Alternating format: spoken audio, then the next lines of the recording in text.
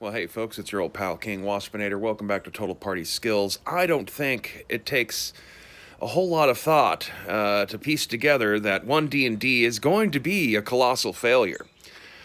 We already have online role-playing games. We have MMORPGs, the ability to make your own little custom avatar and hang out with your friends virtually and go on little adventures. We already have those. And as much as they want to deny that OneD&D is not going to be a video game, there's a lot of emphasis on this virtual tabletop, and of course all the stuff about them wanting to monetize every little thing for the players and not just the dungeon masters, who really are their only customers. Players are not their customers, but they want the players to be their customers. There's it's not a guarantee, but there's a strong chance that AI systems that can serve as a dungeon master will probably play a factor into this and all that kind of stuff. But as I said, we've already had these things. We already know how this is going to evolve.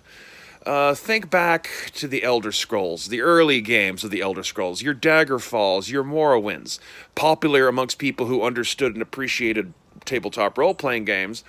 But as the game series went along and they wanted to keep scooping up more and more people into playing their games, they had to simplify the combat system and streamline things and make it less, that annoying where you keep striking over and over again and the dice mechanics aren't working, and so you're not just running up and just striking it with your sword visually and scoring a hit automatically. The later games started doing that kind of stuff because they wanted to bring in the casuals. And just like any money-making enterprise, obviously OneD&D is, even if they start off trying to stick to the book as much as they can, so to say, over time they will start doing those sorts of little adjustments to how it works. But basically what you're going to get is an MMORPG that the story's made up by just some rando person and not by, from the professionals making the games like you would get for World of Warcraft or Star Trek Online or any other number of online games that are already out there for you to play.